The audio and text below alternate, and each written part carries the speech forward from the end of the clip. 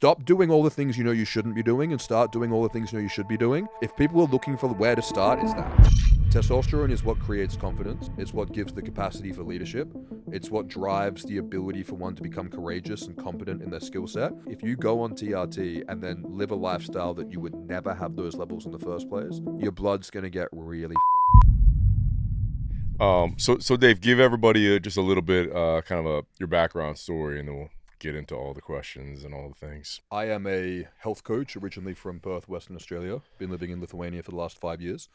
I'm the part owner of 2 clinics, one in Australia called Primal Zone, and the other, which is a new clinic opening all over Eastern Europe and Scandinavia, called TRT Baltic, based out of Latvia. Written a few books, done a few educational videos on YouTube that have amassed, I checked the other day, a few million views, Wow. which is really nice, given that most of them are very dry university-style lectures. Yeah. I didn't think people would want to watch that, but apparently they do. And I've been working for the last almost 6 years now, full-time, with everything around TRT. So other health problems men are having, getting TRT protocols fixed and getting them right, but also a lot of the mindset, the counseling, the helping guys with what they need to get their health in check, focusing on TRT, but everything that comes with it. Yeah. Well, let's start with some misconceptions first and foremost. And I feel like part of this, I'm gonna ask you selfishly for friends of mine who are in their 50s and 60s and are terrified. Sure. And like all signs point to them, their blood work, their health, to that they should be probably doing it. I feel like with guys in that demographic, I don't want to say it's a no-brainer in the way that like it's like a common sense, disrespectful no-brainer, but when you're on the other side of it, it's a fucking no-brainer. Yeah. If the real caveat is, and this was the thing that startled me at the Olympia, was TRT has gotten massively popular over the last few years. Like when I started doing this, I started doing this right when COVID happened, and I was kind of just going for like a niche and a niche and a niche. I was like, who wants to learn about TRT and men's health stuff? Like this is just for the guys in the corner. Yeah. Now, it's awesome that it's getting out there. It's fantastic. But the problem is that the vast majority of people practicing TRT will do it badly. It's like getting surgery. If you need surgery, you need to get it done. But a bad surgery will fuck you up more than not getting the surgery done in the first place. Right. That's how I would explain TRT for them. So having a practitioner who is exceptional at what they do, and I think you can only really get exceptional with this. I kind of want to say that you need to be doing it yourself as well. But there are people who aren't doing it themselves who are good. But having intrinsic experience goes a long way. And then just volume, like you need to have done this with there's a joke in here. You need to have done this with so many thousands of guys that it becomes like second nature. And I think that's what I'd be saying for these guys is they should be terrified because it's a big commitment. Like for the guys who aren't scared about it, I'm like, you haven't thought about this. Like this is big.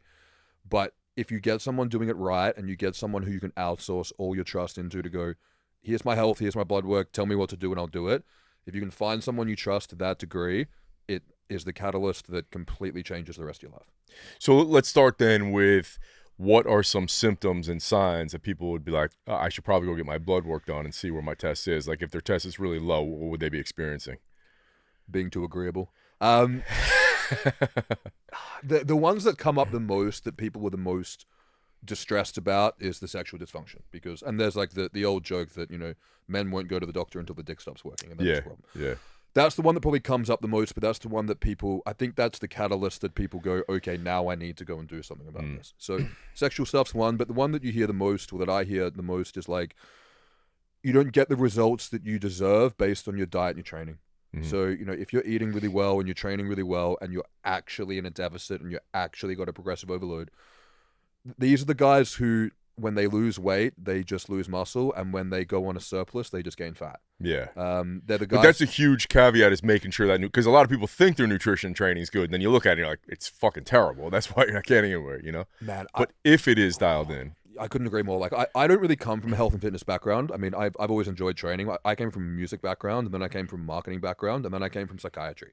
So I was more interested in like the mental side of things. And then when I got into this space, predominantly working with people who I call like recreational athletes, the thing that I found the most startling is people are training at maintenance and expecting transformation results. Yeah. And they're like, I'm doing this, and I'm like, you should have been doing that all along. Like that's the bare minimum. Yeah. So Yeah, that's the biggest factor, and that's where it really helps to have someone come in. It sounds like I'm selling shit.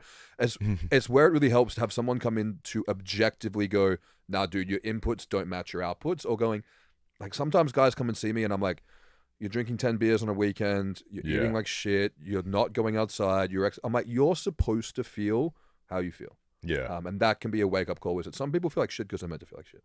Yeah. So what else are some of the big ones? I know you probably repeated this a million times, but so sex drive or sexual function, difficulty not sleeping, getting the results in the gym. Yeah, and the problem with these symptoms is that they're very ambiguous, and there's a lot of things can be causing them. Medically, hypothyroidism is a big factor, but also just lifestyle can be off. So they're ambiguous symptoms, but poor sleep is one that comes up a lot. Difficulty getting to sleep, staying asleep, waking up not feeling rested. That's one that kind of comes in with the mix of everything else. But the other one that comes up a lot is the depression, anxiety side of things, the mental health side of things. And I think that it's easier to look at what testosterone does to understand what a lack of it does. So testosterone is what creates confidence. It's what gives the capacity for leadership. It's what drives the ability for one to become courageous and competent in their skill set. And I think when you lack that, it's when you start to feel a lot more timid, a lot more meek, a lot more anxious about nothing, this learned fear that a lot of people have. And you get biologically conditioned to become more predisposed towards the path of least resistance, because you become more avoidant, because the stressful things are now more effort than they're worth. And I think when this happens slowly and insidiously over years and decades, it can be very difficult, like for your friends, for example, to go, at what point in this do I pull the trigger? If I'm on a very gradual linear decline over the space of years and potentially decades, at what point am I going to go, nah, that's where I'm going to make this change?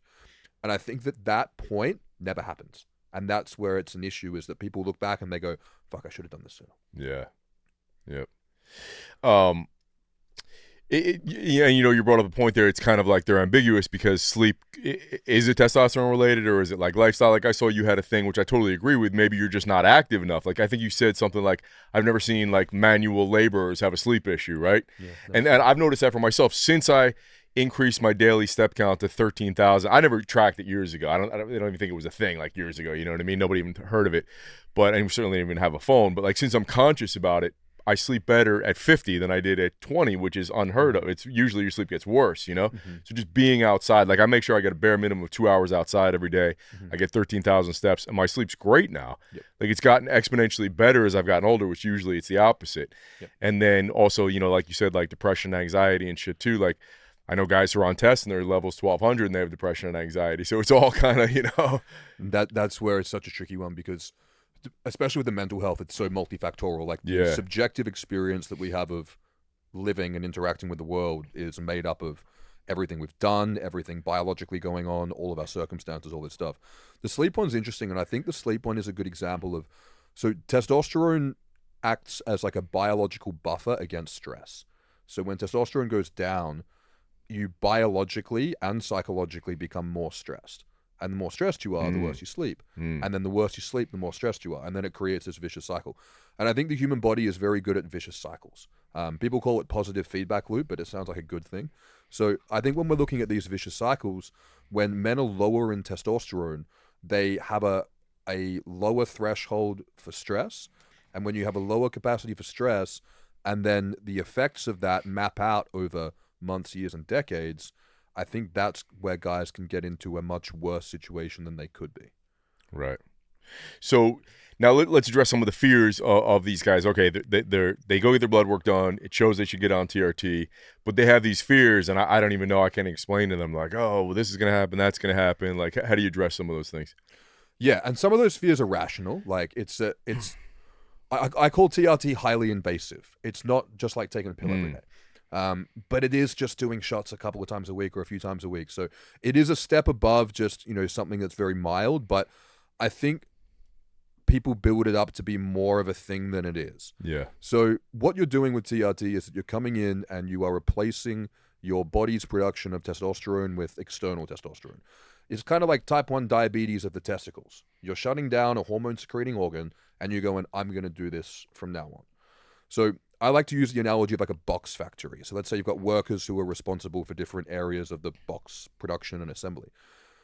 That output of boxes will only be as good as the weakest worker on the production line. So ideally what you do in that circumstance is you come in and you train the guy. You go, hey, what can we do to fix this? How can we improve this as much as we possibly can? Because if you fire him, you get to do the job yourself at a higher capacity, but now you have to do that job as well as everything else that you're doing. And that's what TRT is. So ultimately what we want to do is get the benefits of TRT without going on TRT. That's what we want. But if we're in a circumstance going, okay, now I have to shut down my natural production and replace this myself, you only want to do that in a circumstance when you know it's going to be worth it. And that's the big drawback, is that you are now responsible for your production of testosterone, which is really fucking important for the rest of your life.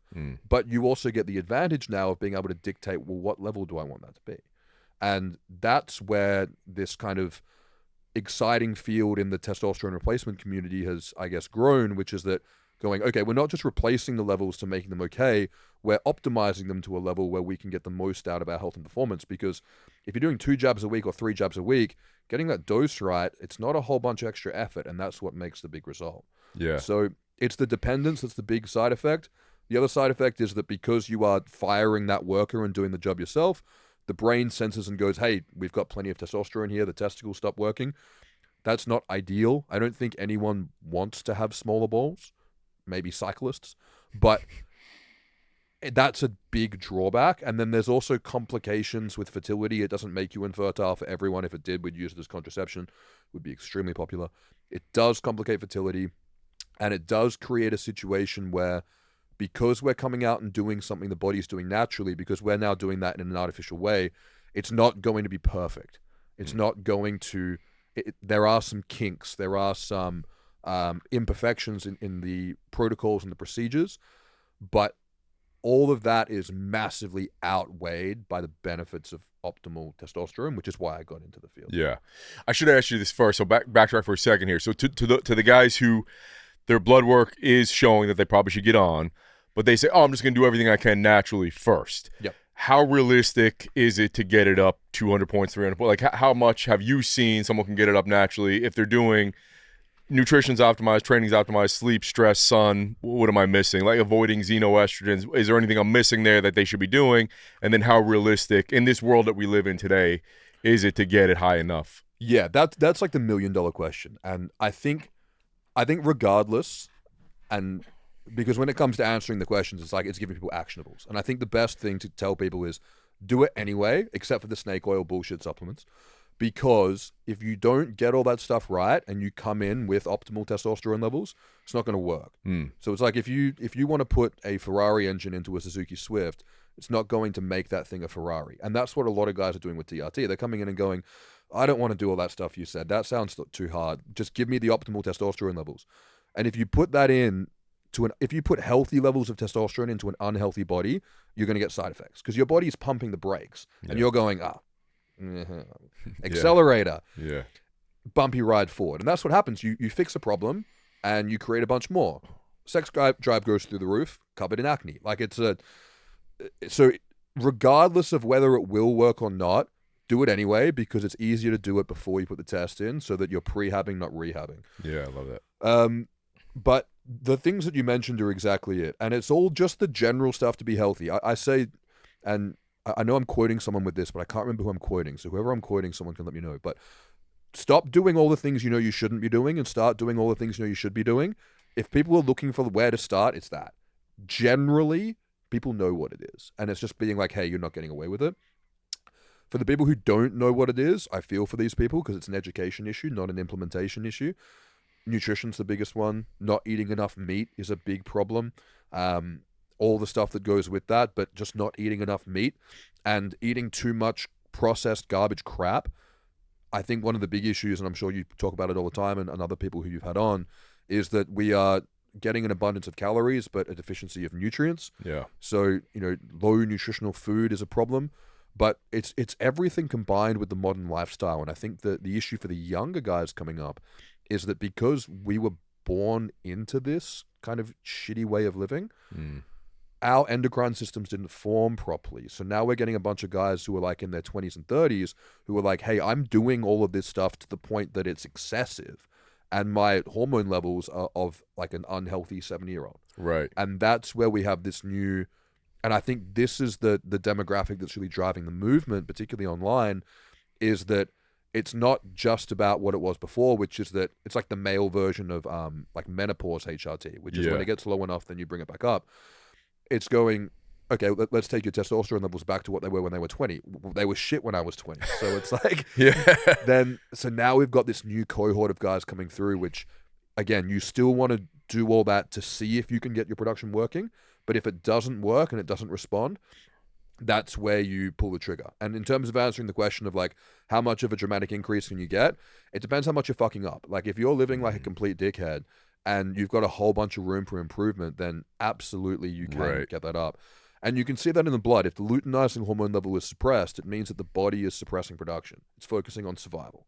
So if you can get the body out of a survival state into a reproduction state, biologically, that gives you a really good environment for your body to start making hormones. But if that signal's not suppressed and you're already doing like, 80-20, then, doing some extra like sauna, ice baths and sunning your balls and eating some grass-fed egg yolks on top of what you're doing, that's probably not going to correct a deficiency. Okay. All right. So let's say now somebody starts testosterone. I want to get your take on optimal frequency of shots, dosing, SIP versus an anthate or whatever. It seems like universally, say everyone just gets prescribed 200 milligrams, but that can't be that every single person needs 200 milligrams, right? Yeah, it would be like saying everyone needs to eat 2,500 calories and 200 grams of protein. It's like it puts most people in a ballpark. Yeah, but it's not right. So the thing that blew me away at the Olympia, like I've been in an echo chamber for a long time of people who are really good at this. So I was blown away going to the Olympia where we were educating on like the basics around frequency and dose titration, and this was like mind-blowing to people. And I was like, you shouldn't be practicing this. Like, this is the fucking basics. So it was, this stuff was really, there's not a lot that's changed in injectable dosing for testosterone in the last few years. It's just people aren't picking up what we're putting down, I guess. So when it comes to, over here, you guys mainly have 200 milligram per mil. In Australia and Europe, we have 250 milligram per mil. Okay. And yeah, a typical starting dose for a lot of these clinics is like between like 0.5 ml to 1 ml a week. And this creates a bunch of problems. So the number one thing we have to do is dose it frequently. And this is the thing where, again, it's really simple, but the smaller the needle, the more comfortable it is to inject more frequently. So that's also a limiting factor is if you're doing a big 1 ml shot once a week, I'm not saying to do that 3 times a week. No one's going to do that long term. So tiny little baby insulin syringes, like 27 to 29 gauge half-inch insulin syringe, a bit bigger than the tiny little ones people do peptides with, but a bit longer so that the needle can hit the muscle in the shoulder. And if you lean the ventroglute as well, minimum twice a week. 3 times a week if you want to be optimal. I've seen bloods for So people. you don't like Subq for test? I don't mind Subq for test if it works for the patient. Client. If it works for the individual doing it, I think Subq is the best because it's more comfortable. Okay. Now, how would you know why? How would you know if it works and why? There's 2 ways you know if it works. One is that if it's not working, if you press the point where you did the injection, you're going to have a thing that looks like a boil. Like it won't be like a cystic acne. It'll be like cystic acne before it bursts. Okay. Like a big mosquito bite. That's just your body's own makeup. It just decides if it's going to work or not. Yeah, so we have a whole bunch of observations and theories. What I've found is that the thinner the oil, the better it absorbs Subq, which makes sense. It's kind of like if you put it in Subq versus IM, the holes that the oil is going to drain into subcutaneously are smaller. So it means that you're going to get slower release. But if the oil is too thick, your immune system's just going to go, what the fuck is this? It's just going to attack it. So you're not going to get the testosterone in the system, and you're going to get a big, uncomfortable ball. So how do you get a thinner oil? What it's made in. So over here, so the reason why in the States Subq is more popular is that your standard oil is thinner. In Australia, we have the standard of cottonseed oil. Over here, your standard is either sesame or grapeseed oil, which is much thinner. But the thinnest oil you can get, which is the best, if the pharmacy can compound it, this is what we have at my clinics, is Migliol, which is pharmaceutical grade MCT oil. Wow. That stuff is closer to water. So you can draw and inject that so quickly with a tiny syringe. Really? And if you want to whack that in subcutaneously, go for it.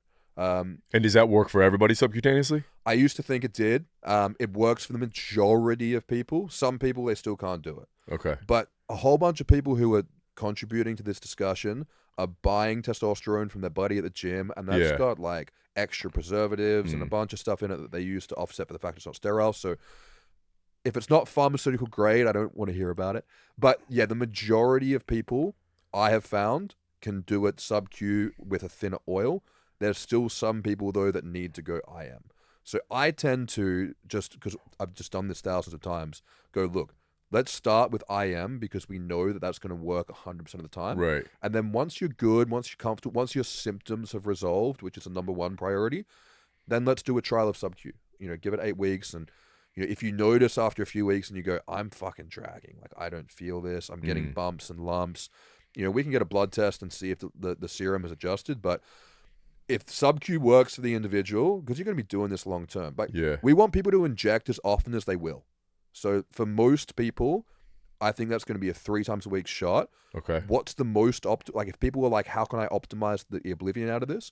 Daily Subq injections. Yeah. The more frequently you inject, the better, because it's kind of like, you know, we say that cypionate and enanthate, and to answer the question, cypionate's got 1 extra molecule on enanthate.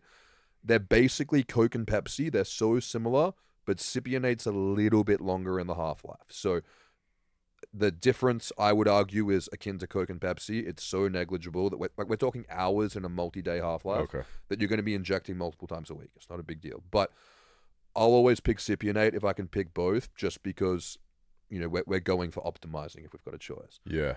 And 3 times, like I've seen guys do blood work. So we say to split the injection up twice a week over once a week to prevent the peaks and troughs. I've seen guys peak after 24 hours and then trough at half that level at 72 hours. So on a Monday, they're up here. On a Thursday, they're out down here.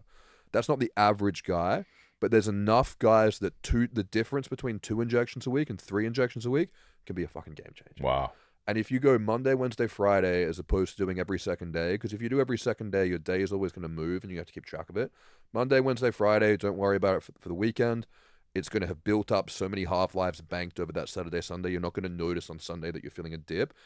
And that way you can just keep topped up all week and it's sustainable. Whereas daily, I think daily is the most optimal, but I find that after the course of like years, guys just go, oh, look, 7 injections a week versus 3. Yeah. Whereas 2 versus 3, not a big deal. 3 versus 7. Yeah. That's becoming invasive. So, are you not a fan of like a traditional 1 or 1.5 inch, like 25 gauge or something? Not more than once a week. Yeah.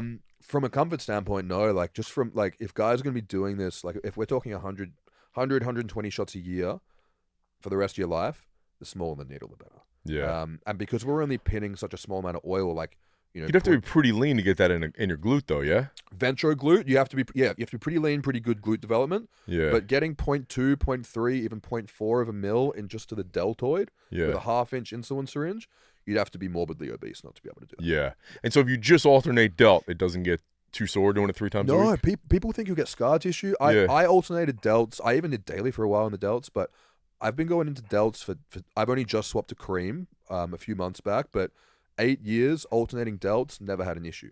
The problem and that you said 27 to 29 1/2 inch? Yeah, 27 if your oil's thicker, 29 if it's thinner. Okay. Because you want to use the smallest needle you can.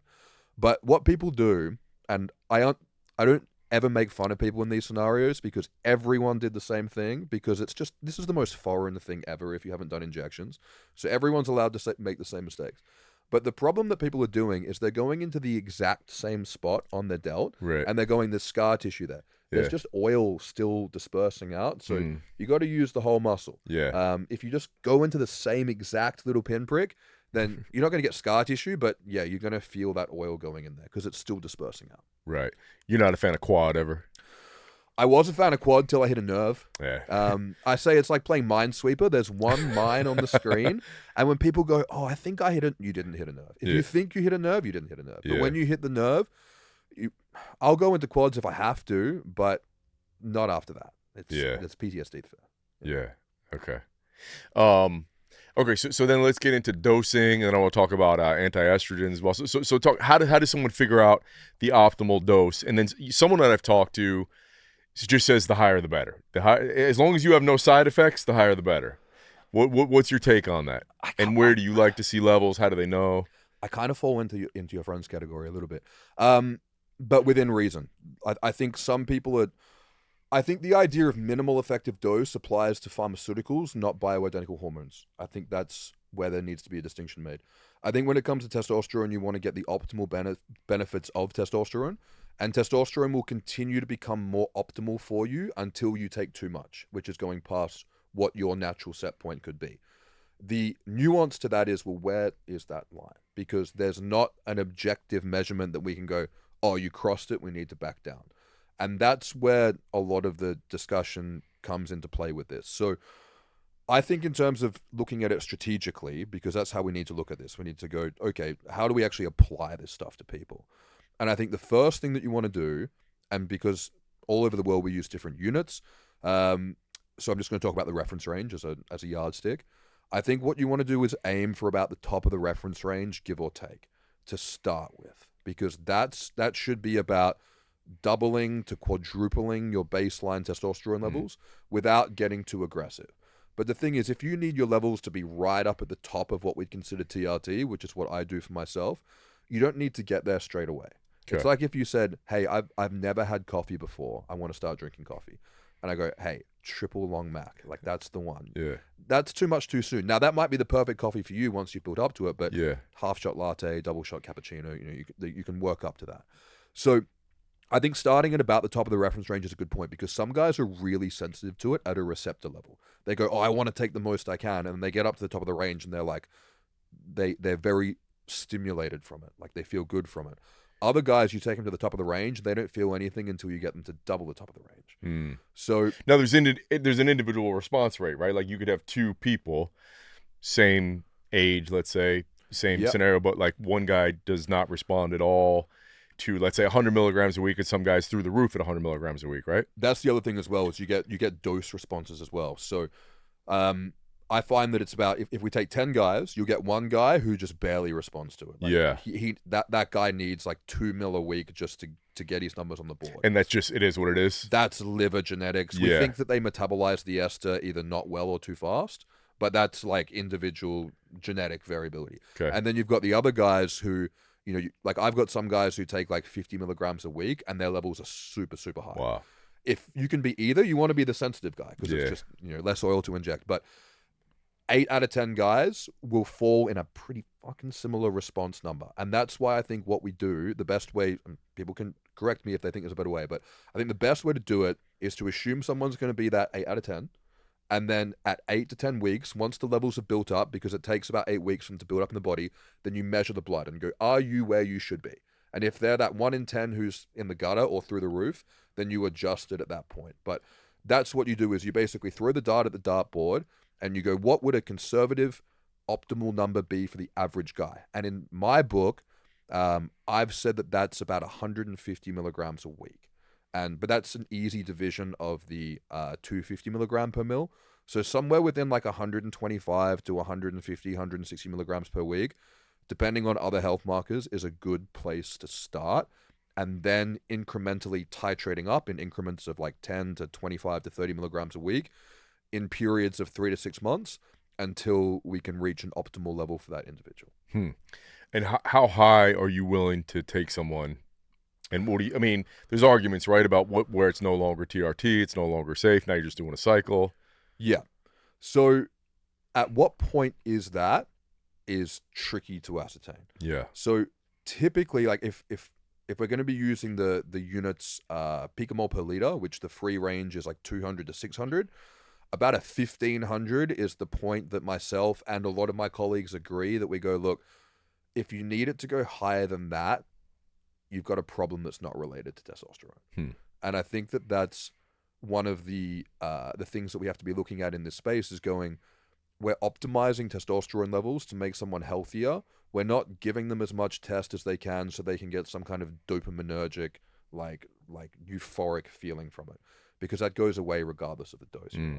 So, but let me ask you, what we started with earlier, when you talked about things like confidence and risk taking, that does go up incrementally up to a certain level, I would assume. Like if you go from your natural levels 300 and we take it up to 1,200, I would assume those things are improving along the way.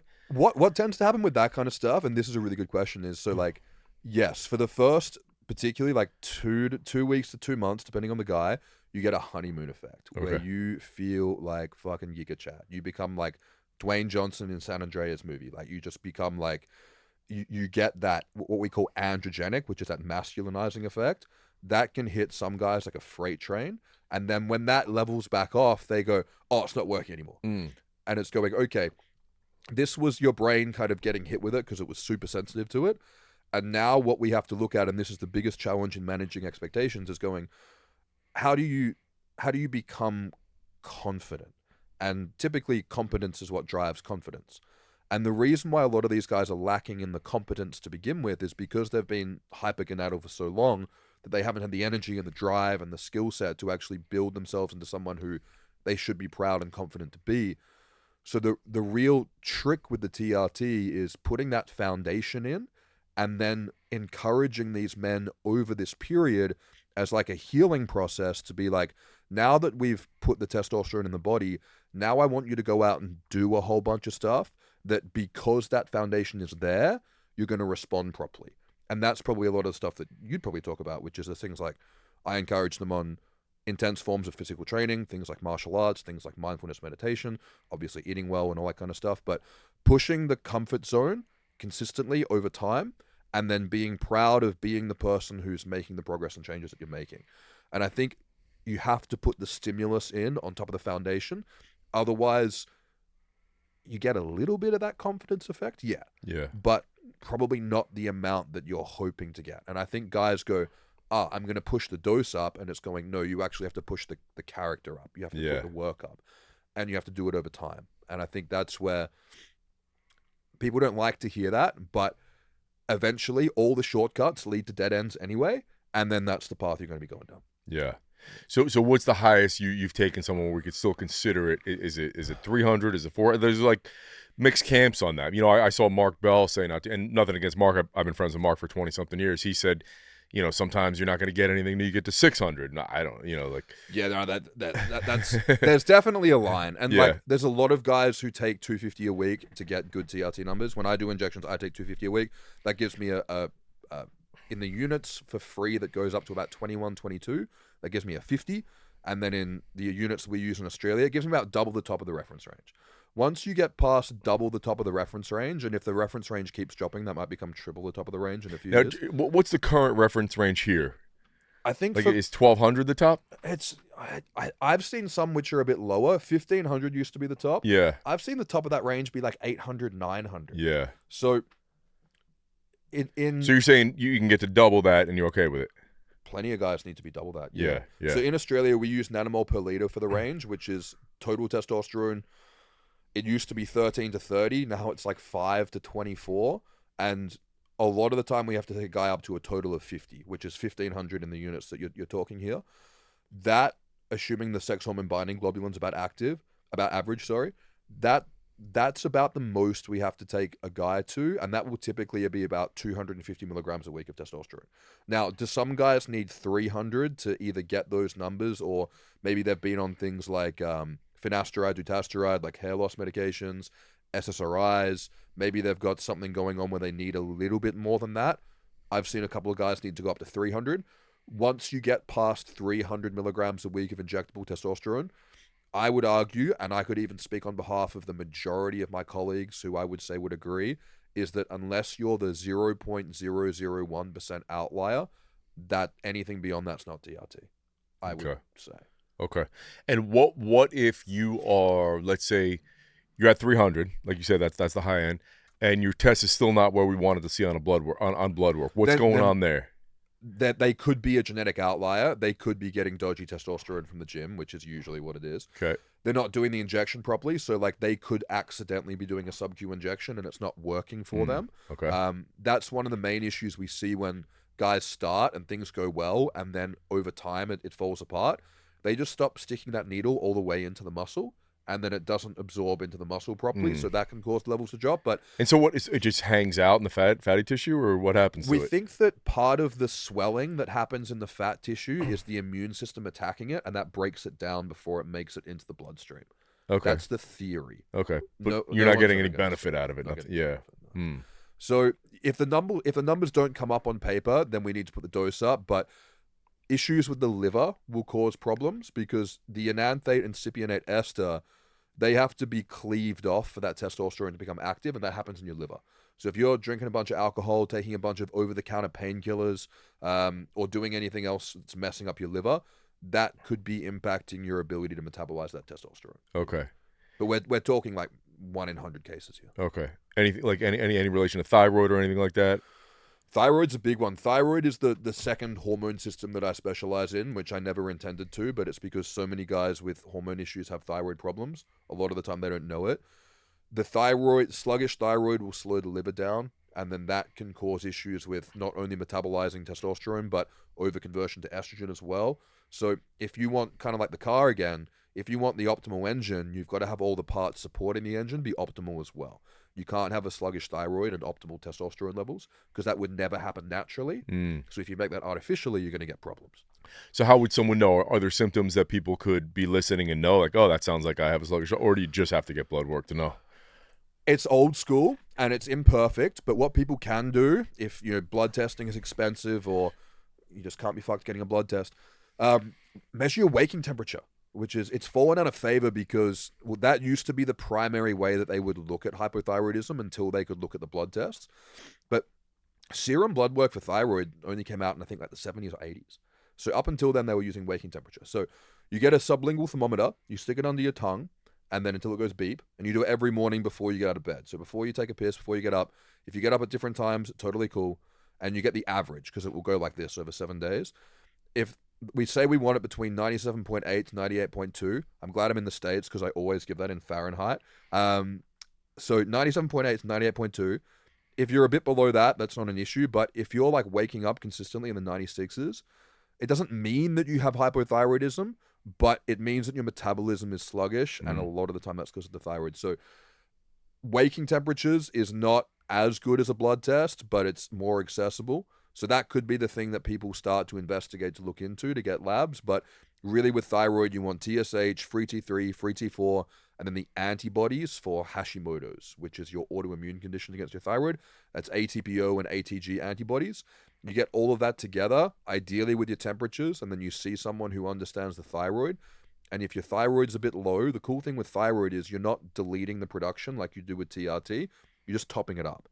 So if you can top up that little bit of extra thyroid with what your body's not making, and the signal in your blood will tell you that your body is crying out for more of it, and you guys use Armour Thyroid here, which is like the best thyroid treatment, and it's available very easily.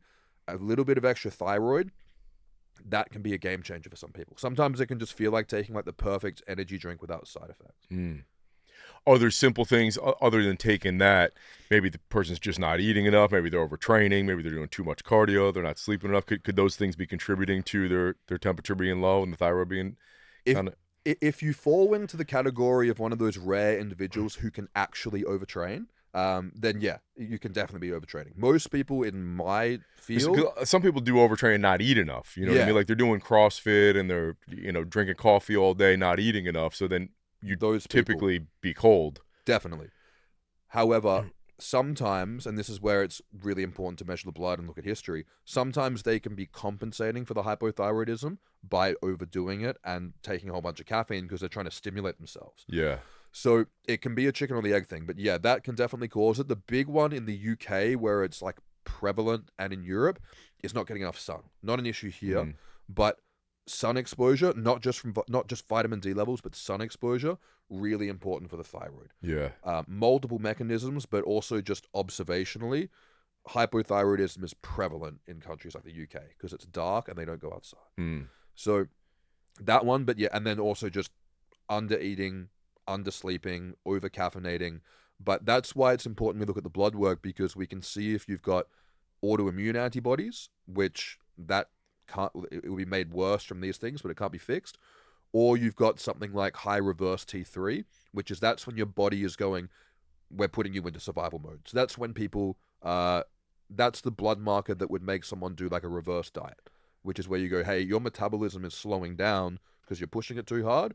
You need like a diet break. That's what we do to correct reverse T3. Right. Yep. So you can get blood work to show if it's from overtraining or if it's not. Yeah. You mentioned something earlier that I wanted you to expand on, because I saw you talk about this that I didn't even know. A lot of people will, if they're as aggressive as you want them to be, and optimally doing 7 shots a week, they'll store the test in the insulin needles. And you explain why that's not a good idea. What happens? Yeah. I understand people doing it from either the sake of organizing, or if you're in like another country where it's got ampules and you have to like store it in something. The problem is that those syringes are not made to hold that oil. So I found, again, we all made the same mistake. So I used to do this, only for a very brief period. And I went away, I think, to Sydney for a couple of weeks. And I came back and I forgot that I didn't do my last shot when I was away because something came up, and then I did it when I got home. But I left one syringe with the oil in the toiletry bag. And I found it, I think, 3 weeks later than when I'd packed it. And that was not the right color. So when I drew a fresh one up next to it and put it side by side, you could see the one that was 3 weeks old was significantly discolored. And it was because the stopper at the bottom of the syringe had started to break down from the preservative and the alcohol in the injectable. So when you're if you just store it for like a day or like 24 hours, it's not a big deal. But storing it for multiple days, you will be injecting some of all that shit inside the syringe into your body. What's that going to do over a lifetime? I wouldn't want to be the one who's going to find out. Yeah. So it might be fine here and there to get away with, but as a general rule of thumb, absolutely not. No one should be doing that. Yeah. Okay. What about anti-estrogens? It still seems like I hear people getting prescribed them, but most experts that I know are against them. What's your take on it? Yeah, I've written a book on this because I was mentored by some great people who taught a lot on this, and then I think it needed to be explained a lot more. So my friend Jay Campbell's put out some phenomenal content on this many, many years ago, which has aged very, very well. Some things in this space do not age like wine, and some things do. His stuff on estrogens age like wine. It's very, very good. So the problem that we have with the estrogen, I think, is twofold. One is that we are bombarded with xenoestrogens and phytoestrogens, which are external estrogens to the body that we're getting from the modern diet and lifestyle. That stuff is objectively bad for you. But blocking your body's own conversion of testosterone to estrogen is not helping that situation. I understand why people think it is, but it's not, because the estrogens that you make internally play really important biological functions in the body that we can't block and change, especially if you're pushing your testosterone up. The problem is that guys are doing what I mentioned before, is they're taking the Ferrari engine and putting it into the Suzuki Swift. And what's happening is, if you put a whole bunch of testosterone that your body would never make when you're highly systemically inflamed, mainly from being overweight and drinking too much alcohol, which is the vast majority of these problems, is you're going to create a situation where your body now has a whole bunch of precursor to make estrogen, and you're massively ramping up the aromatase enzyme, because that production and conversion in the body happens as an anti-inflammatory effect. So a lot of the time we blame cortisol for stress. Cortisol's not stress. Cortisol's your body responding to a stressor. So it's like blaming the fire engines for the fire. It's going, oh, well, whenever there's a fire, there's a whole bunch of those guys there. Yeah. That's kind of like what we're doing in this situation. The problem is that the excess estrogenic effects that guys are having is not fun. It's a real problem. And this is where I think there's a really important middle ground, is we're going, we can't prescribe these aromatase inhibitors because they're not good for you, and I agree with that. But then we've also got a whole bunch of guys going, I've got side effects, I've got problems, and this is, I don't feel good, and I feel like it's feminine in nature. Like it's like, if you start watching, I don't want to ruin Avengers Endgame for anyone if you live under a rock, but at the end, when Tony Stark sacrifices himself, you're meant to feel that. You're not meant to bawl out like a girl. So that kind of massively over-exaggerated emotional response, guys can put a finger on that and go, look, this is estrogenic. Like, there's something wrong here. The problem is that we need to fix why that issue is, that process is upregulated, rather than just blocking your body's ability to put the fire out. Because estrogen is really important for all these functions, and it's also really important for things like brain tissue and bones and joints and your metabolism and your liver, and it's important for virtually every function in the body. So what we have to do is, firstly, inject more frequently and apply testosterone as often as we possibly can. A way that we can also get around this problem is using a topical transscrotal cream, which is a highly concentrated, highly bioavailable version of testosterone that you just rub on your balls. The advantage of doing that is because your skin has more receptors for an enzyme called 5-alpha reductase, you'll create more DHT, which also has an anti-inflammatory effect, which can offset that higher estrogen production as well. So when guys fall into this category, which is like, hey, I'm going to start TRT, I've been a bit off track for a while, and I need to get back on track, it can be a helpful way to, rather than giving someone an estrogen blocker, is go, let's change the way that we're putting the testosterone into the body so that we can get more of this net hormone metabolism that we're looking for, this balance of androgens to estrogens, without using something that's going to take the body out of balance. So that's a really important one. And then the other one that's a big factor, going back to the thyroid's extremely important for your balance of androgen and estrogen receptors. So if you don't have enough thyroid, your body's not going to be able to metabolize and clear the estrogen out properly, and the testosterone is not going to bind properly. And then if your liver's sick, you're not going to clear the estrogen out either. So this obesity and alcoholism and also poor lifestyle habits people have, they stack on top of each other. And then when you put the testosterone in, now you can have this environment where it's like, this is really not conducive for the outcome that we're trying to achieve. Is there a level of estrogen that you like to see and not get too high? I think that there always has to be a point that we look at in bloods. And over here, like I see a lot of practitioners saying, don't even look at the estrogen labs. In Australia, they come by default. So I've seen just as many estrogen levels as I have testosterone levels. And a really easy way to reference this, because you see it in natural guys as well, is that if your testosterone is X% above the reference range, your estrogen's probably going to be X% above the reference range, give or take. And I think that if guys can understand and go, both of these ranges are fucked, not just the testosterone range. It's when your testosterone's in the gutter and your estrogen's 2 times the top of the range. That's what you see in people who are morbidly obese with liver disease. Yeah.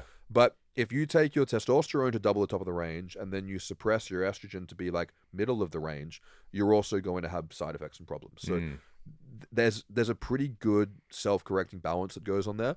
What we find as well is that the estrogen level in the blood doesn't really correlate with symptoms that well. So like I've seen guys with estrogen in the blood 3 times higher than the range and they feel fantastic. I've seen guys with estrogen where it just dips above the range and they feel like an emotional wreck. So it's not a particularly accurate serum measurement because the body makes it in the cells, whereas the testosterone, that's either getting made in one spot or injected in one spot and then traveling around. So what we're measuring in the blood is a lot more accurate. Yeah. Because I see doctors, differing quite a bit on that, where they'll freak out if it's over 20 and prescribe someone an anti-estrogen. It's like, Jesus. And then some people saying, oh, it's 70, it's fine, don't worry about it, I think to have, if you want optimal testosterone levels, your estrogen in the units that you're referring to would probably be between like 40 and 70, give or take, because that's just what your body will make if you've got the optimal amount of testosterone in there. It's if that's your estrogen number and you're hypergonadal, that's when you got a problem. Yeah. Now, based on what you're saying, would you, let's say someone is 50 pounds overweight, would you get them down 50 pounds before they start TRT? Or is it kind of like a... Yeah, this is where it's case by case, right? Because like if someone's 50 pounds overweight, but they're just doing it just because they just, and I see this all the time. They're just, hey, I can't be bothered going to the gym, and I drink 10 beers a week and I just can't be bothered eating right. I'm like, yeah, you should fix that shit up.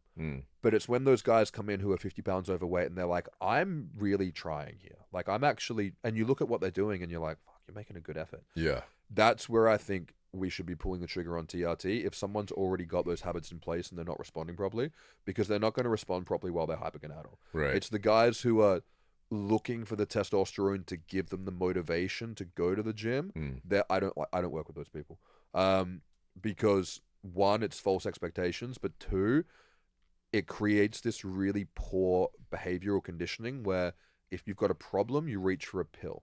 Yeah. And I think it's really important that people just build that foundational skill set first. But yeah, if someone's overweight and they're doing things right, or at least they're trying their best, and they need more testosterone in the body to take it to the next level to actually get to where they should be, because what a lot of people think is the next level is just where you need to be healthy. Right. And I think that that's also a bit of a misconception. But yeah, I would 100% advocate for them if that's what they wanted to do. And the more overweight they are to begin with, the more they would either benefit from 3 times a week or daily injections or using a cream.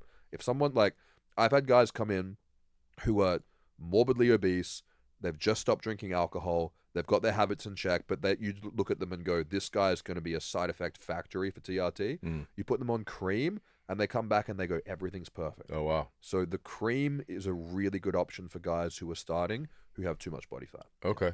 What about oral tests? It seems like recently there's a few companies that come out with oral testosterone.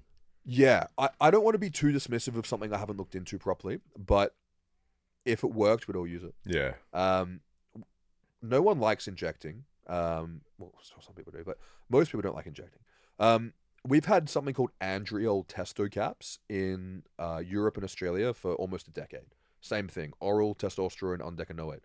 The problem with those is they were so low dosed and the half-life was so short, you'd have to take like double your dose every 2 hours, including at night for it to work. Wow.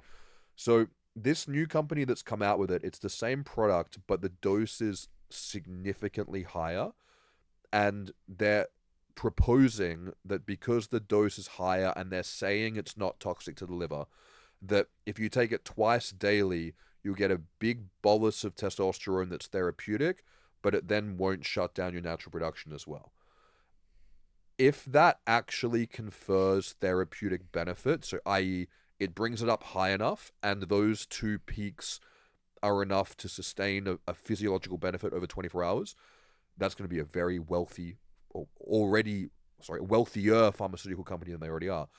That will be, we will all use it. If that is what they say it will be, we'll all use it. The reason why I am extremely skeptical is that every single marketing initiative regarding testosterone has been bullshit. I mean, we've got injections in Australia that you do one injection every 16 weeks, 3 shots a year. That sounds great. Doesn't fucking work. Right. You get a good bump for about 3 weeks and then it just crashes out. Yeah. Sustanon 250, that was originally made so that you could do 1 shot a month. Short ester and then a long ester. So yeah, everything that has sounded too good to be true in this space up until this point has been. So I'm very skeptical, but if it works out the way they say it will, it'll be a game changer. Yeah. Okay. I want to get into some supplements and some maybe side effects and managing them. Like what your take is. I'm going to talk about DHEA and pregnenolone. Let's just start with that. Yeah. So DHEA and pregnenolone are my 2 favorite hormones in the space. I did my first lecture on them, and I wrote basically a book dedicated to them, and I've done another kind of masterclass on it as well. I got very into those because I had a brain injury, and they're very important for healing and protecting the brain. So I had a personal vested interest in learning about them. They cause problems if you're not deficient in them. So if you take them and you don't have a deficiency and you take your levels out of your body's natural balance, you get side effects from them. What are the side effects? So pregnenolone, if you take too much pregnenolone, it will overconvert to progesterone and it will be anti-androgenic. So it'll make you sleepy. It will cause erectile dysfunction. Generally, it gives you this unquenchable thirst to take a nap. So it's just too sedating. It's so anti-anxiety and calming that you'll just sleep instead of going to work. Okay. DHEA, it's kind of like, they're kind of like yin and yang, DHEA being yang. So too activating, you get covered in acne, your sweat stinks, and you tend to kind of be like just overstimulated and cranked up. If you don't tolerate them, it's generally because you don't need them. There's this misconception in the space that if you take testosterone, it shuts your production of all your hormones down. Right. If it did that, you'd die because cortisol comes from pregnenolone as well. It shuts them all down in the testicles, but those hormones are made in other tissues in the body. However, as you get older, if you're old enough that your testosterone levels have declined, so have all your other hormones as well. Thyroid, pregnenolone, DHEA, melatonin, growth hormone. So a lot of the time when we're optimizing hormones in older men, we're optimizing all the hormones together. Because again, going back to the car analogy, if you upgrade just one aspect of the car and leave the rest, deficient, then you're going to create new problems as well. So what are we talking there? 50, 60? How old are we talking? Yeah, 50, 60. Okay. So, yeah, if they're old enough to have age-related hormone decline, then you're old enough to be deficient in all the hormones, and they should all be treated together. Okay. Younger guys who are like 20, 30 years old, too estrogenic from the environment, their adrenal and neurosteroid production is probably A-OK. So these are hormones that I never think anyone should treat these as a supplement, and it's why I've written books, so that guys can understand, get the dosing right, learn about it. But they're hormones that you test for, and if they're deficient, they're more like thyroid than a supplement. They're oral, yes, but you want to check for them and you want to treat them and you want to optimize them. If people are low in pregnenolone, typically 25, 50, sometimes 100 milligrams a day, and DHEA is usually a bit lower, 10, 25, sometimes 50 milligrams a day. Okay. So those 1-to-1 supplements aren't great then? In some guys, that's the exact right dose that they need. But most people will need a customized balance of them. I find if there was a ratio that was more universal, it would be in favor of pregnenolone. But DHEA is stronger milligram per milligram than Preg is. But most people will need a custom blend. But if you are one of the people who does need a 1-to-1 ratio, those supplements would be good. But for most people, no, it should be custom and unique. Yeah. Okay. But you said that's pretty universal for guys over 50, that they would probably be low on those? The older you are, the higher the probability, absolutely. Once you get every year past 50, I would say that your probability of needing those hormones would go up. Yeah. Yeah. Yeah. And for every year, well, no, every year doesn't work, but the closer you are to 18, the lower your chances of needing those hormones are. Unless you've had something like a brain injury or exposure to things like chemotherapy, it would be unlikely for a younger person to need. It would be just as unlikely for a younger person to need it as it would be unlikely for an older person not to need it. Okay. Maybe you covered this and I missed it.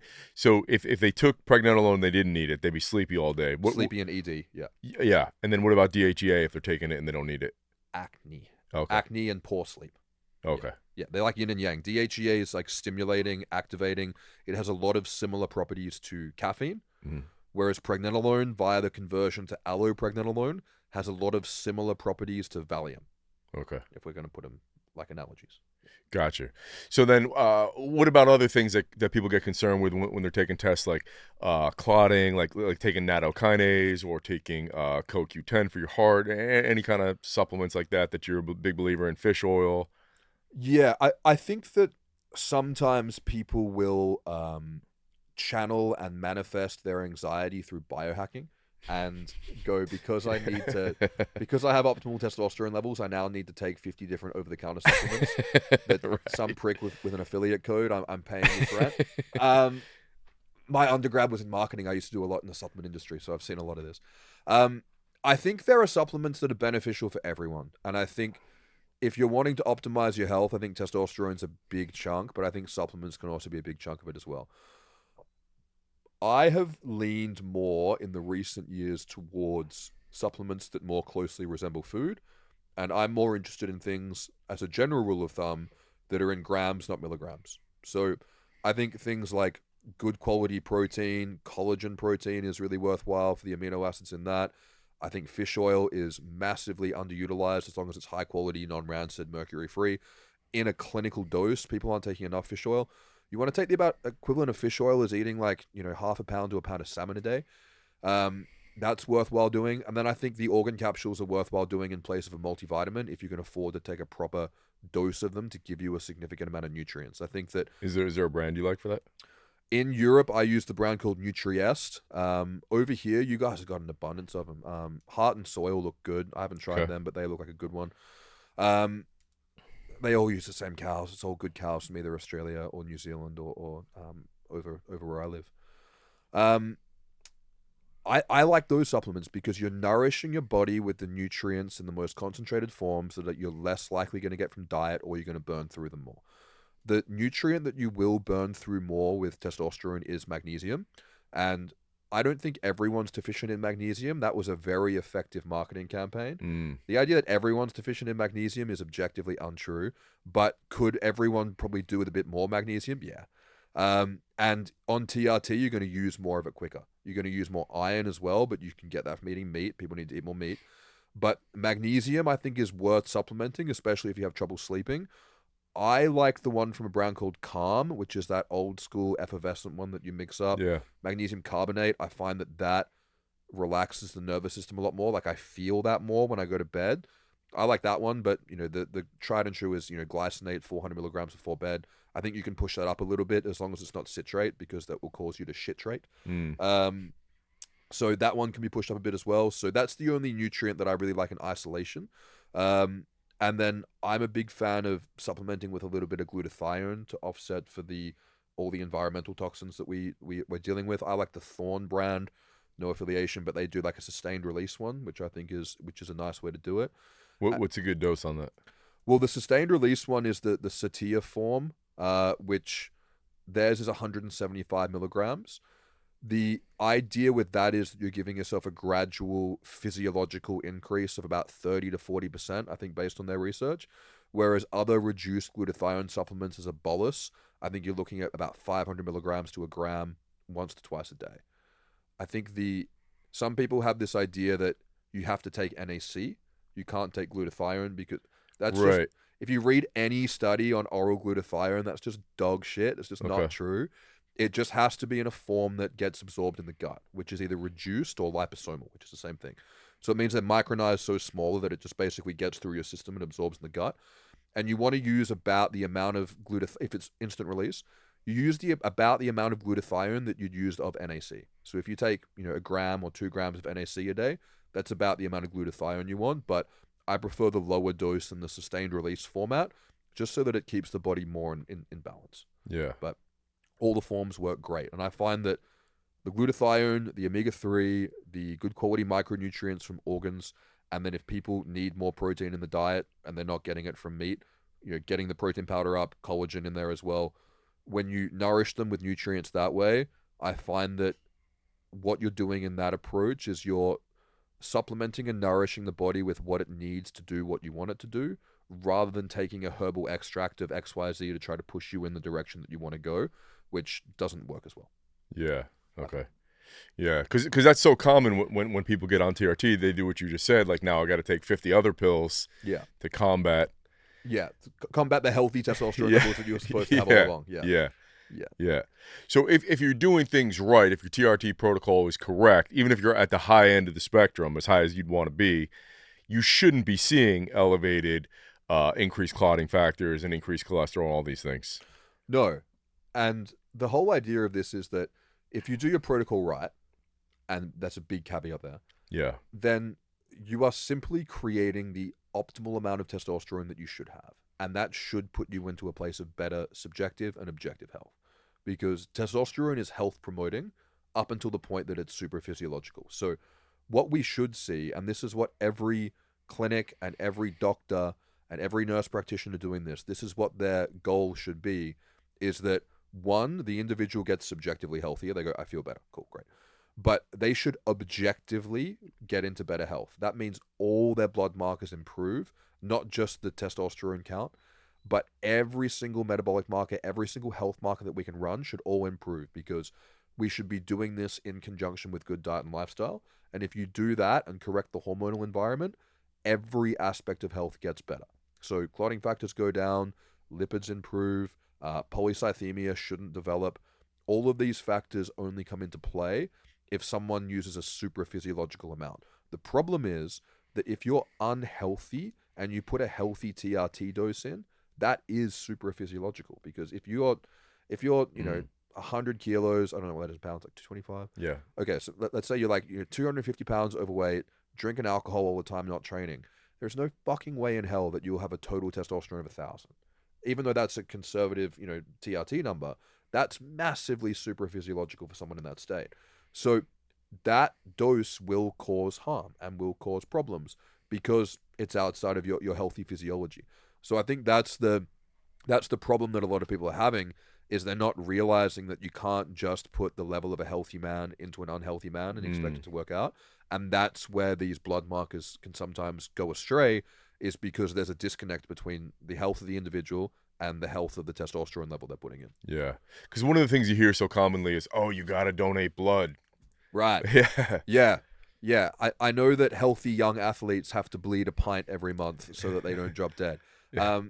No, women have to bleed monthly, not men. Yeah. No, healthy testosterone levels don't require the need for a therapeutic phlebotomy, which is like bloodletting. When they do that, if you want to go and do it to donate blood, good for you, but do it as occasionally as possible, because there's so many nutrients that come out of your blood. Right. And doing that regularly, unless you have hemochromatosis and you need to do it, is one of the worst things that you can do just for like what you're probably trying to achieve with the TRT. The problem that we have in this, because again, real problems do happen in practice in this field, is that when you go on testosterone and you increase your testosterone levels, you increase the amount of red blood cells that get made. This is not a bad thing. This is how your body is delivering more oxygen and nutrients to the cells. It's therapeutic. The problem is if your body had already thickened up your blood from insidious things. So let's say sleep apnea, cigarettes, alcohol, chronic dehydration, and obesity and poor cardiovascular fitness. They're the big five. Mainly the poor cardiovascular fitness, alcohol, sleep apnea, and the obesity. They're all kind of vicious cycle. So if your hematocrit is, let's say, healthy, athletic hematocrit, high 40s. Let's say because of all those factors, it's now gone up to like 52, 53, 54 because you're not taking good care of yourself. And then you get that 3 or 4 point therapeutic rise from the testosterone that's put your hematocrit now to like a 59 or a 60, and you look like a turnip and your blood pressure's bloody 200 and it looks, you've very clearly got a problem. That's a big issue. But it's not the therapeutic rise in the testosterone that was the problem. It was the straw that broke the camel's back. The problem was the underlying reason why your blood was too thick in the first place. And so if that does happen to that individual, I mean, the correct thing is to lower the testosterone dose and then correct the problems, not to continue with the supraphysiological amount of testosterone and then bloodlet them every 12 weeks, because clearly that's not an issue. So if you've got the right testosterone level and you've got your diet and lifestyle in check, you won't have a problem. The problem is that if you want to go through life with optimal testosterone levels, it's kind of like if you want to, I don't know anything about cars, but I use a lot of car analogies. If you want to own a Lamborghini, you need to know how to drive it. You need to know how to take it around the corners. You need to know how to take care of it. It's part of the things that come with having a sports car. I don't have a sports car. If you want to have optimal testosterone levels, you have to take care of yourself as if you would be making those levels naturally. Otherwise, you're going to get these problems. And this is exactly what happens is if you go on TRT and then live a lifestyle that you would never have those levels in the first place, your blood's going to get really fucking thick. And that's going to cause stress on the heart. That's when testosterone can not be conducive to health, is because you're creating this huge disconnect by living. You have to earn the testosterone that you're injecting. And if people, I did a lecture a little while ago and I said that 90% of the side effects on TRT are caused by the unresolved issue that led to the low testosterone in the first place. And I stand by that. Wow, yeah. Does hydration play a role in your blood thickening and hematocrit and all that? Yeah, and a lot of the time people are going, like, if I say go get a blood test done fasted first thing in the morning, I don't mean dry fasted. If you go and dry fast for a blood test, your blood's going to be fucking thick. Yeah. That's just part of it. So a lot of people are just going to blood tests just massively dehydrated, and they're thinking they've got polycythemia when they don't. They're just dehydrated. So I tell people and go, look, let's make it simple. Go get yourself a bottle of like Pellegrino or Gerolsteiner, like 750 ml. You can get them everywhere. That way you're drinking mineral water, not just tap water, and then drink one of those between waking up and getting the blood drawn, and then we can get a yeah, dehydration's a big factor. Typically, chronic dehydration will impact the kidneys more than the red blood cells, but hydration, big factor. What about does it become more important if you're on TRT to do cardio regularly? Yes, 100%. That I fucking hate cardio. So yeah, same. I was completely inactive as a kid. I only got into cardio because I was a vocalist in a band and I was getting super out of breath on stage. And I was like, wow. I was like, fuck. And I was like, what's the most efficient way I can do this? And a friend of mine was like, well, if you swim laps and do some sprints, that'd probably be the best thing. I'm like, done, cool. Give me the least amount of this shit I have to do. I've always hated cardio.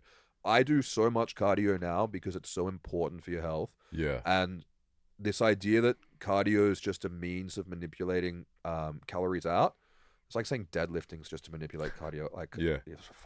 So cardio is unbelievably important for, basically you have to have good cardiovascular health, and the way that you get that is by doing cardio. So the higher your testosterone level, the more important it is to have good cardiovascular health. Absolutely. So, and again, shout out to Jay Campbell who absolutely made the foundation on this, is that if you want to have optimal testosterone levels, especially as you get older, you have to do cardio, and you have to do a good amount of cardio. And steps are great. Like we were talking about stepping before. Steps are not cardio. Steps are great. Yep. Get a whole bunch of steps in. And a lot of people need to get more steps in because they're just too sedentary and then they're going and crushing it in the gym and sitting in a chair. You got to get your steps in too, but you got to do some form of cardio. Whether that's, and I tell a lot of my clients, I'm like, go onto Facebook Market, buy a spin bike, put it in front of the TV, watch some Netflix, get an Xbox, like do whatever you will do whatever form of cardio you hate the least and do it more. Yeah. And the higher your testosterone, the more efficient your cardiovascular system has to be, because as I said, now you are therapeutically making your blood a bit thicker. So your baseline cardio has to be a little bit better. And then the better it is, the more healthier you are. Yeah. Do you have a prescription, like 30 minutes, 5 days a week, something like that? Whatever the most that you'll do is. I'm a big fan of doing some form of cardio daily, just for the mental effects that you get. Like when we look at, if we looked at cardio like we look at a psychiatric medication, mechanistically for what it does for neurotransmitters, endorphins, it's literally the best pill you could possibly take. I wouldn't have, see, I always hated cardio. Yeah. And until I experienced that myself, when I started regularly, I was like, shit, it actually does have those benefits. Because cardio is shit until the runner's high kicks in. Yeah. And then when the runner's high kicks in, you're basically getting an endocannabinoid high. The problem is most people don't have a robust enough cardiovascular system that they can get there. So it's just shit. Yeah. But you have to get to that point where you push past it and then you start to self-sustain. So I when I was growing up, I mean, they were American commercials, so you would have had them as well. But like, you saw on TV and like the late night shows that have those like bullshit like Abtron machines. Yeah. And it's funny because everyone grew, like not everyone, but a whole bunch of people who grew up making fun of that are now on antidepressants. And if they'd gotten the fucking Abtron, it would have worked better than the antidepressants. So yeah. it's cardio is so important for mental health. It's so important for my mental health. If I'm going to do a podcast, I mean, like I said before, I was just down walking, shirt off on the beach for 40 minutes before we did this. The cardio is so important for brain function. It's so important for your mood. It's so important for everything. So doing as much of it as you possibly can, and if you feel like you can do more, do more. I think the 10,000 step thing a day is great. And then depending on, what kind of zone of cardio you're doing, whether it's some sprints, some Tabatas, some low intensity steady state, I think just do a little bit of it daily and then make sure you're getting enough in over the week. So if that means that a few days a week you do a big run or whatever, but just try not to have days where you're just completely stagnant. Yeah. And I think the cardio is like meditation and it's like yoga. It sucks when you suck at it. Yeah. And then once you get good at it, it gets really good. Right. Yeah. Would you generally lean towards more lower intensity stuff? Yeah, especially if you're lifting heavy weights. I think that there is so much room for us to do more low intensity steady state cardio. Yeah. And like I love doing like, going for a walk and like I'll answer questions on my phone, I'll listen to a podcast, audiobook, like finding ways that you can be productive while going for a walk outside in nature, I think is just that's a biohack. Yeah. So getting more low intensity movement in throughout the day is great. Getting like some kind of like yoga or stretching mobility in, playing with your dog, stuff like that. And I like to keep the I like to do the real low intensity stuff and then the real high intensity stuff. I don't like the middle ground. Yeah. Like like last time I was here with Ali and she was like, "Do you want to go for a half-hour run?" I was like, "That is the least, like if that's right at the bottom of things I want to do."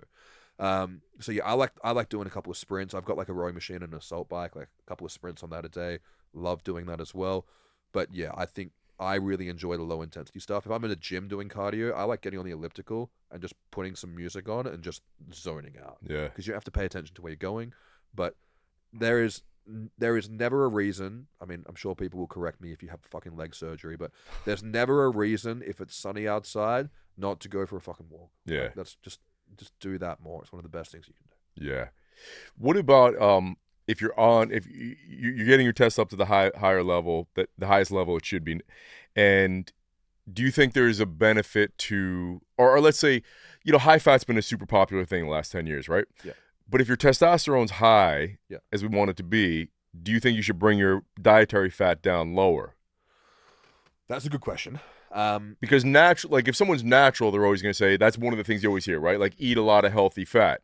But if we've already optimized it through testosterone, should we bring the fat intake lower? Yeah, I think the fat is not needed for hormone production. It's the vitamins in fat that are needed. So We need fat for hormones, but if you drink a bottle of canola oil, you're not going to have any hormone precursors in there. So Right. fat is the macro vessel for fat soluble micronutrients, which are vitamin A, E, D, K, and cholesterol, which people are terrified of. So you could get more testosterone boosting and hormone boosting, fat boosting nutrients from, let's say, 8 egg yolks, like 40 grams of fat, compared to like 150 grams of fat from like, almond butter and peanut butter and all the other junk food that people are eating. So Right. I think it's about the quality of fat that's more important. And I think that that's something that people should really be focusing on, especially if you're eating like a high fat ketogenic diet, is the quality of the fat that you're eating is crucial.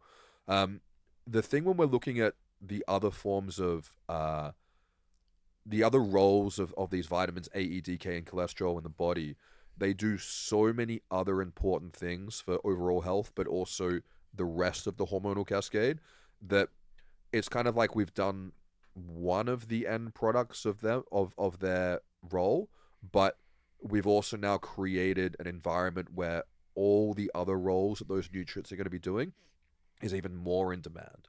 So like these fat soluble nutrients, A, E, D, K, they all program the androgen and estrogen receptor availability.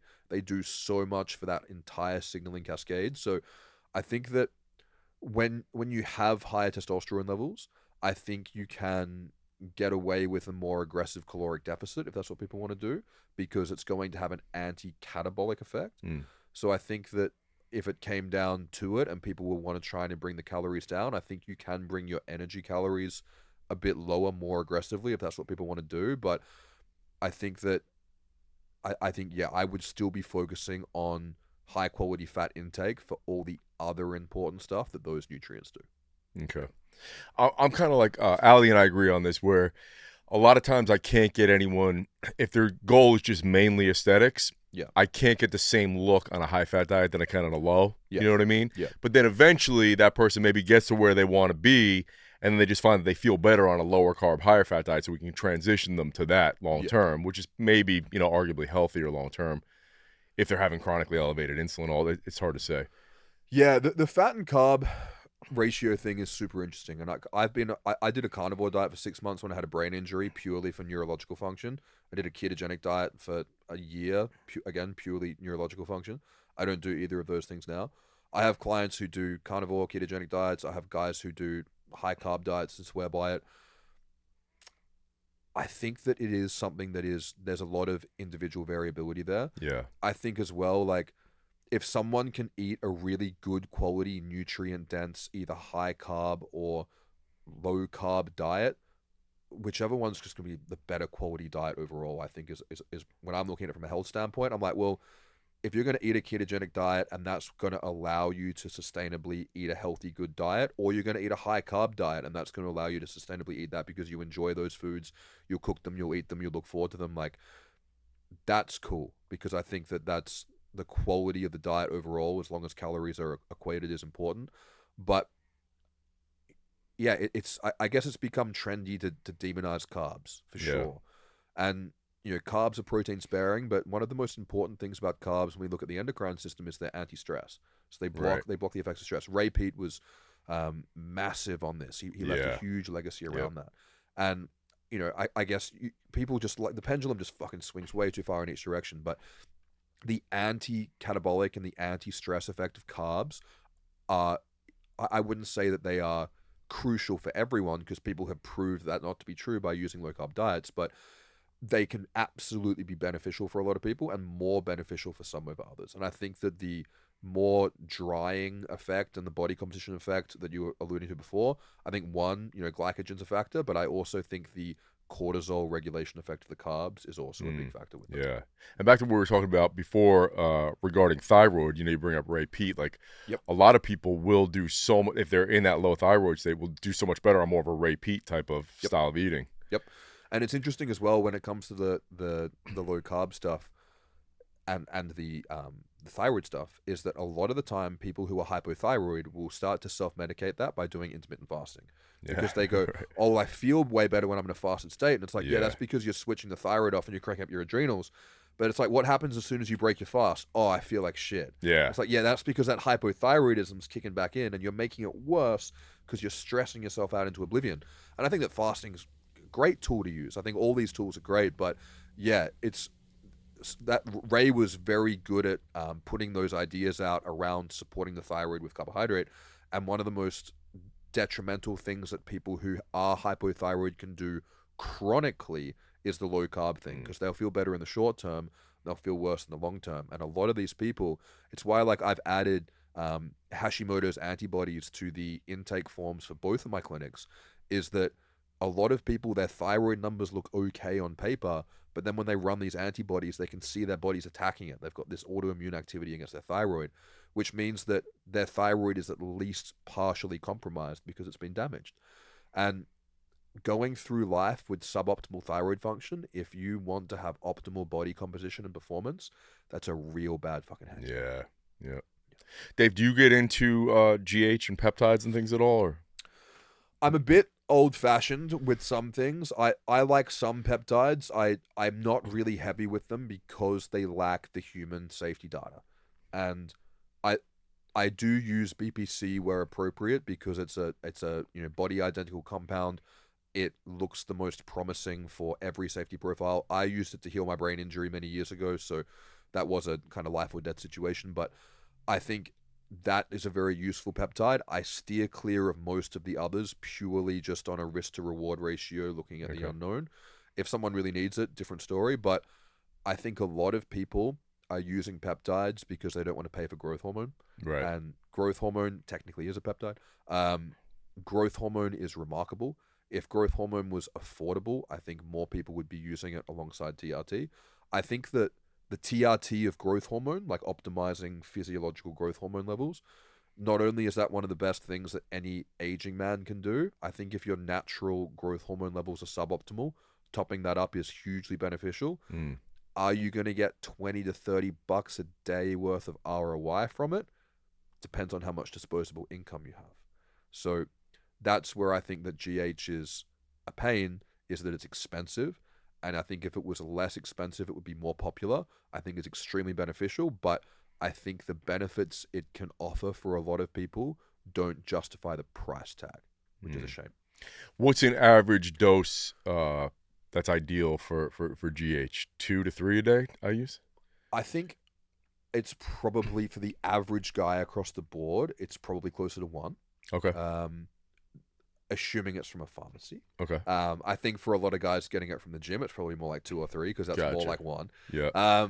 But the thing with growth is that, kind of like with testosterone, is when you push it above the set point, you get problems. But with growth, we can really see those problems straight away. As soon as you push growth into supraphysiological territory, you get water retention, which is generally the opposite of what you're trying to get with growth, and you become insulin resistant, and your thyroid slows down. And bodybuilders offset that by using insulin and thyroid. Right. But if you're optimal and physiological, and we put that in, and then now all of a sudden your thyroid goes down, your HbA1c goes up, and you're starting to get bloated, it's pretty fucking obvious you're taking too much growth. Yeah. Plus, and is that individual, or would you say at like 3 it starts? I would say that it's probably like the test thing. Like there's probably a hard ceiling on it. Yeah. So I'd say that for 3, like again, if it's pharmaceutical grade, maybe 0.001% of people would need 3. I think for most people, so easy, just 1 unit is probably good for most people. Okay. I think some people only need 0.5. They're lucky. Some people take 1.5 and they get what most people get on 1. So I think it's probably between 1 to 1.5 would be the majority of people. And then some guys need 2. And then some guys need 0.5. There would be only a small handful of guys, but again, it would just be a dose response thing, and it would suck to be them because of the cost. But yeah, some guys might need 2.5, but beyond 3, probably not. Yeah. And what would someone expect to see on, let's say they're optimized at 1 to 1.5 a day? What kind of changes are they going to see? So yeah, they'll notice more. And what does it take, about 4 months to see anything? I think it depends. The more deficient you are, the more benefit you'll get and the more you'll notice it. Okay. So I personally don't use growth hormone because my natural levels are phenomenal. Okay. Never broken a bone, which after this podcast, I'm probably going to go break one. I've got like a dent in my head. I was hit by a hockey ball so hard, it should have like shattered my skull. Wow. No, just can't break bones. So very high bone mineral density, and I think that's correlated with that. So I've tried like 1.5 units a day, and I was like, cool. I get some the and I hate using the word because it doesn't mean anything, but you get a sense of well-being from it. Okay. You wake up feeling more refreshed, kind of like how you felt when you were a teenager again. Just like aches and pains are less. You just have this better feeling of well-being, and that's what people get. If you're super deficient and you take that, you're going to be like, whoa, I feel way better. When I took it, I was like, this is like a 10% improvement for like $40 a day. Nah, it's not there for me. So the more deficient you are, the more you're going to notice it. But yeah, it's just this feeling of well-being, better sleep.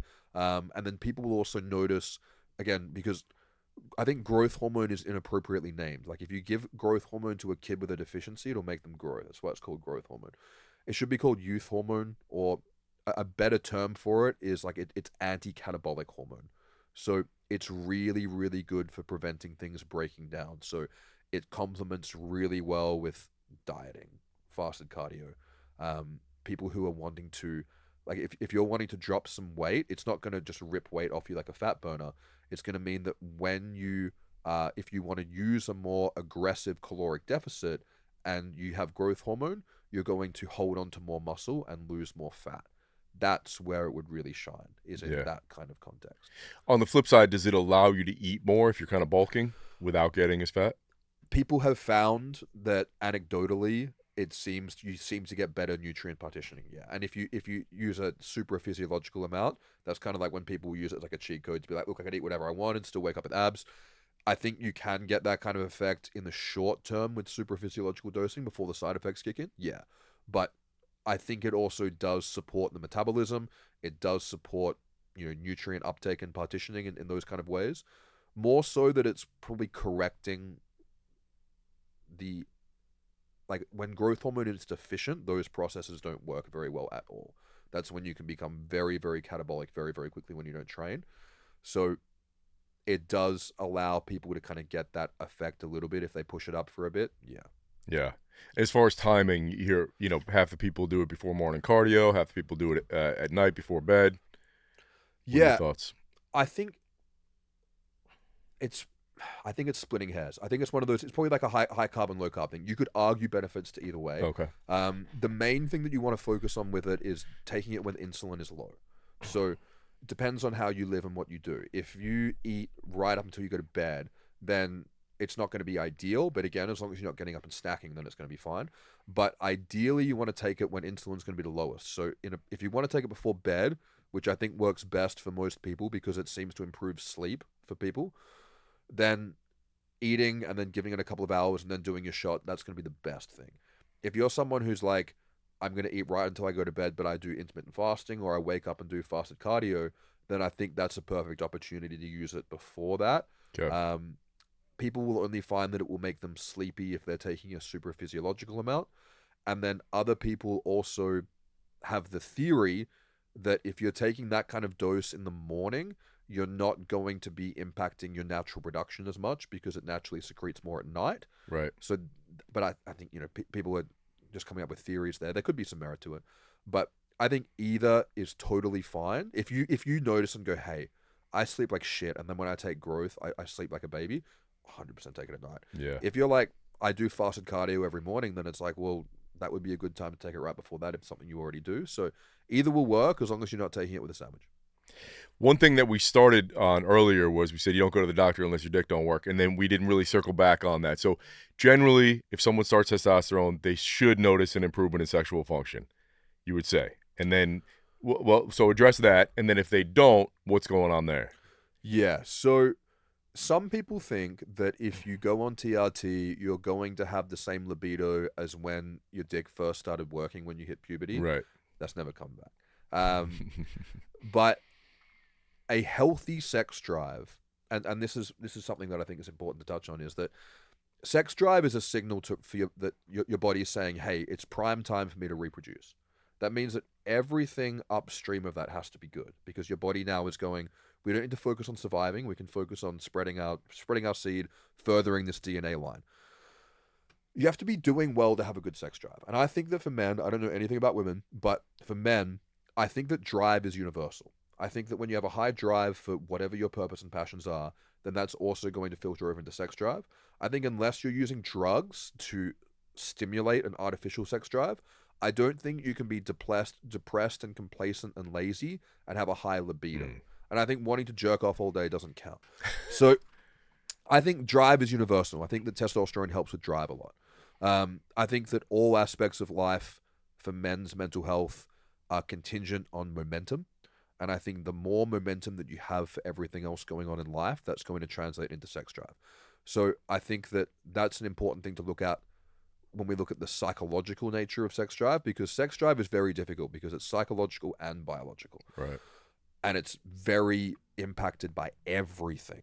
So we typically say that outside of that honeymoon period, where the first couple of weeks where you might feel like a Giga Chad, we typically say that TRT can take about 6 to 12 months for the sexual benefits to really kick in.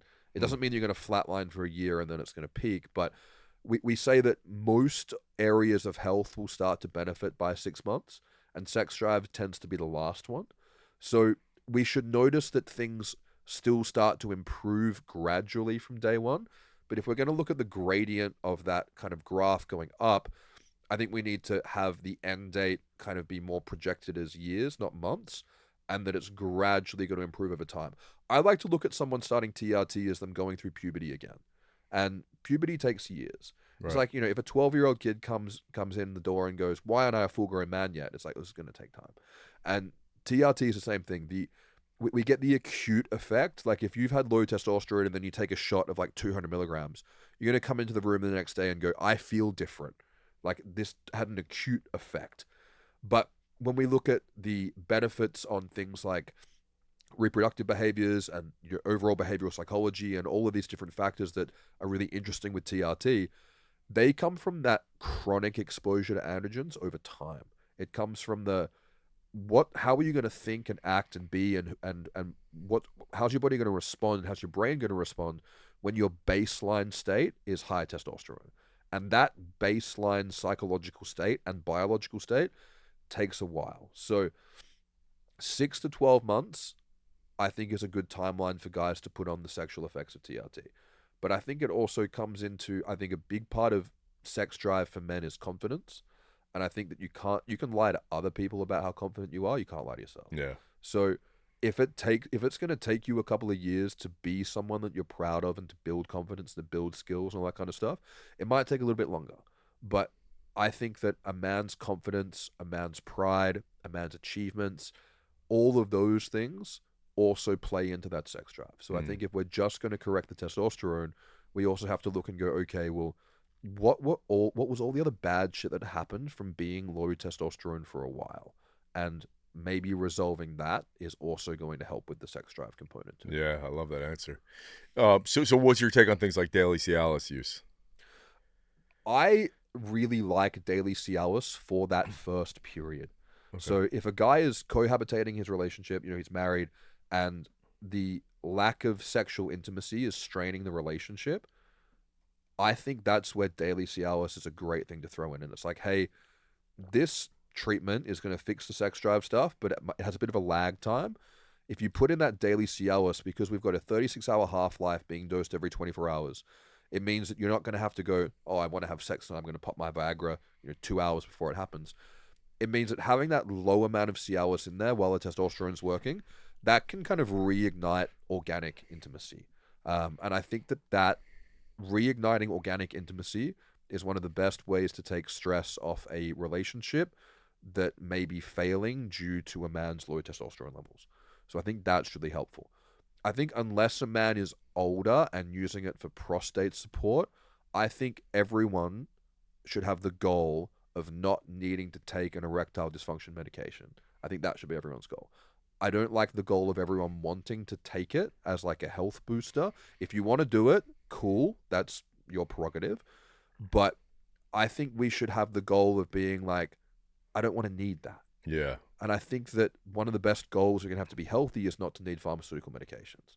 So if people like, I think it's overblown as a blood pressure support agent. Okay. It definitely doesn't make blood pressure worse. It definitely moves it in the right direction. But if 5 milligrams of Cialis was an effective blood pressure medication, 20 milligrams of Cialis, which is the ED dose, would cause the average guy to pass out because his blood pressure would tank so low. So Cialis is really only effective for blood pressure in doses that you'd be able to put your dick through a brick wall. So in a 5 milligram a day dose, it's not going to do much for your blood pressure. Is it cardiovascular protective? Yeah, it seems to be a little bit, but there are other things like what you mentioned before, like CoQ10, ubiquinol, fish oil, which are better for that. But these PDE5 inhibitors, yeah, they keep the blood in your dick. They're kind of like a pharmaceutical version of a cock ring. It doesn't give you an erection, but it will trap the blood in the erection when you're aroused. They also inhibit other PDE enzymes, and they all do it at different rates. And we don't, for example, Cialis inhibits PDE11 very strongly, which inhibits the body's ability to metabolize cortisol. We don't know, it hasn't been studied to what degree it does that, if it's a significant effect. All this kind of stuff hasn't been looked into. We only know about Cialis, what they've looked at, and what they've looked at looks pretty promising. So if you need it, take it. I think the goal should be to take it until you don't need it anymore. And what typically happens is a guy will go on TRT, he will need the daily Cialis, and typically at my clinic, we give you a bottle of 100, and typically people don't refill that because they just get to the point where they go, oh, I forgot to take it. I don't need it anymore. And that's the goal with Cialis, is take it until you forget to take it. Yeah. What do you think, because we're talking about blood pressure there, what do you think about things like citrulline and beetroot? I think citrulline's a great pre-workout. I think it's the best way to boost nitric oxide acutely, is just load your body up with what it uses to make it. Citrulline is further down the conversion chain than arginine, so it's going to work better. 6 to 12 grams of L-citrulline, not malate, like straight citrulline. Phenomenal. Yeah. I think the stuff in beets is like, it's okay, but I think citrulline's just better. Okay. The problem for something like ED is because citrulline's an amino acid, it's got a very short half-life. So, I mean, yeah, if you took it and then went straight into like sex, like you would like in the gym, like straight into a workout, cool, like that's good. But the timing, the half-life is not ideal for sexual performance. But yeah, from a nitric oxide boosting perspective, like citrulline, wonderful. But if you took 6 grams every day, would that enhance your sexual performance? If you timed it, I think like if you took it every morning and then you were having sex at night, no. Okay. I mean, it might, from chronically having better blood flow over the day and then that reshaping the system, and like you could argue like that, but from like an acute effect, no, it would have to be right before. Right before. Yeah. Okay. That was one other thing I was just going to ask you based on that. I can't remember. But dude, this has been amazing. It's been so informative, so great. Tell everybody about your books and the TRT Academy and all the things you do. Yeah, so I've got 2 books out. I've written the third. The third's getting edited at the moment. It's a 3-part series. Basically, I wanted to put as much information as I possibly could into the easiest read and most affordable thing possible so that more people could get this knowledge. So the books are $29 Australian, which is like $3 US, like 19 US, I think, something like that. And they're written, I grew up playing Nintendo 64 video games, and I wrote these ebooks with the idea of this is like the instruction manual that came with those games. Okay. So it's not like, oh, why you should buy the game. It's this is how the game is played. Yeah. So TRT 101 is my guide to basically, it's going, okay, you just got your test script. This is going to get you through the first year. Blood work, increments, what to look for. Like it's like a manual. And it's got all of my IP in that. And I know that dozens of people have bought that book and gone and opened a fucking clinic. Wow. There is that much content in there. So it's all in there. I could have made it $1,000 course. It's all there. If anyone's watching and doesn't have any money, email me. I'll send it to you for free. And then the other one's beyond TRT, which is pregnenolone, DHEA, thyroid, fertility, estrogen, HCG. It's all the stuff that people start TRT and then they go on Google and then they go on YouTube and then they fuck themselves up. They read, oh, I need this, I need that, I need this, and then they panic and then So this was the book written to be like, this is the shit that's going to come up, and here's all the myths, and here's breaking it all down so you don't fuck it all up. And the third book is a accumulation of our friend Ali was kind enough to have me speak 3 times and now for a 4th time at the Silverback Summit coming up. And I wrote a book basically summarizing, all those lectures are on YouTube for free, but it's 3 hours. So I summarized it into a book, Your Brain on Testosterone and the War on Masculinity. And it's going through all the behavioral, psychological, I guess kind of holistic outcomes of being hypergonadal and then how to fix it in terms of not just how to do the TRT, but how to get all those aspects of life together. And yeah, so they're all on my website. And the TRT Academy is a school group I launched. I had a Facebook group for about 5 years, but Facebook algorithm just kills all the content and you can't put anything good up. So I just basically wanted to make a version of my Facebook group that was better. I waited. I was going to do it on Discord. I was going to do it on a bunch of different platforms. But when the school platform came out, that looked really good. So Q&A is in there with me twice a week. You can post as much content as you want. I answer every comment in there as well. Consultations on my website if people want to work with me. The clinics I mentioned at the start as well. And yeah, if you search my name on YouTube, there's hundreds of videos on virtually any topic. So lots of stuff that people can sink their teeth into. Awesome. Dave, this is great. Thank you so much. Really appreciate it, man. Thank you for having me. What we're going to be going through today is the basics. And I think it's very important to revisit the basics periodically, because if we look back 5 years ago and even 10 years ago, what was considered best practice then may not be considered, and from 10 years ago definitely is not considered best practice now. A lot of the content that I make is talking about more high-level troubleshooting cases, but most people, actually I would argue everyone, at one point or